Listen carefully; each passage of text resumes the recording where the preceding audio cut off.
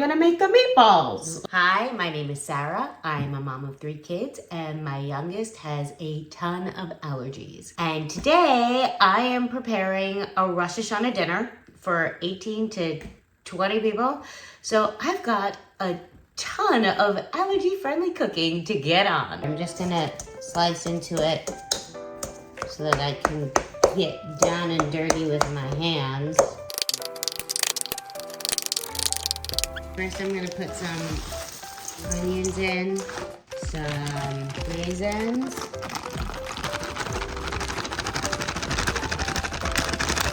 onion powder, salt, some ketchup.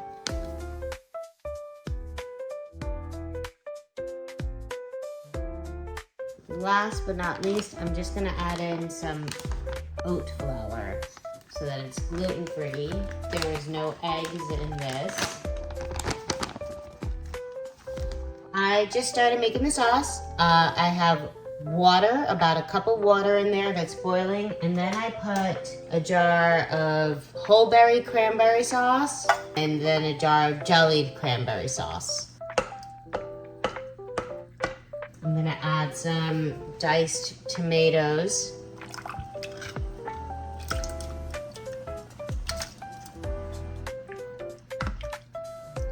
For all tomato sauce, you could do any kind of tomato sauce.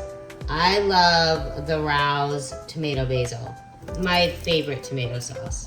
So I'm just gonna put in a bunch in there.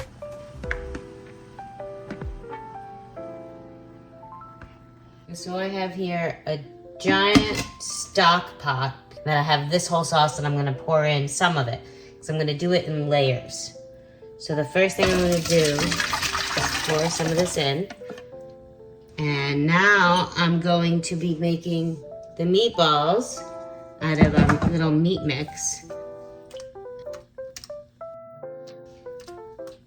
We've got the pot filled with all the meatballs. And now I'm just gonna cover them with the rest of the sauce that I made.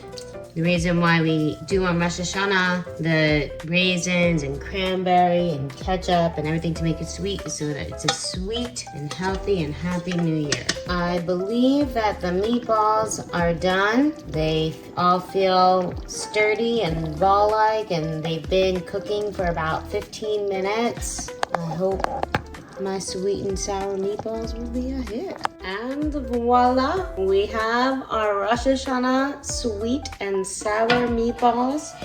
And I have plenty of sauce that I can use to flavor other dishes and save for future cooking or for anybody who just wants extra sauce on their challah.